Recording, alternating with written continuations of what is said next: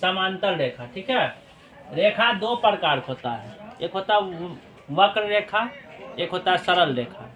सरल रेखा वो होता है जो सीधी जाती है, एक बिंदु से दूसरे बिंदु तक जो सीधी जाती है वो होता है सरल रेखा।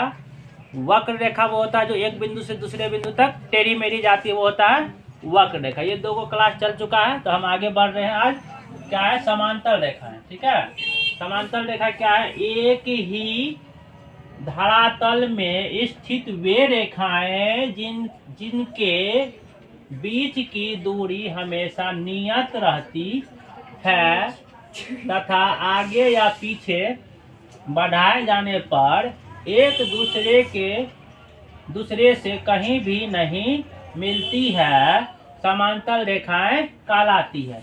मतलब इसकी बीच की दूरी, एक रेखा यहाँ से यहाँ खींचे और एक रेखा यहाँ से यहाँ खींचे, दोनों के बीच की दूरी क्या रहेगा, नियत रहेगा, मतलब सटेगा नहीं और एक दूसरे के समांतर ही जाएगा। अगर हम इसे आगे बढ़ा रहे हैं तो ये सीधे ही फिर आगे बढ़ेगा, फिर आगे बढ़ेगा। यहाँ पर अगर हम बढ़ा रहे हैं तो ये फिर सीधे ही आगे बढ़ेगा, सीधे ही आगे बढ़ेगा। इसे हम समांतर रेखा कहते हैं। ठीक है, दूसरा क्या है, तिर्यक रेखा। तिर्यक रेखा क्या, वो रेखा जो दो या दो से अधिक समांतर रेखाओं को काटती हुई आगे बढ़ती है, तिर्यक रेखा कहलाती है।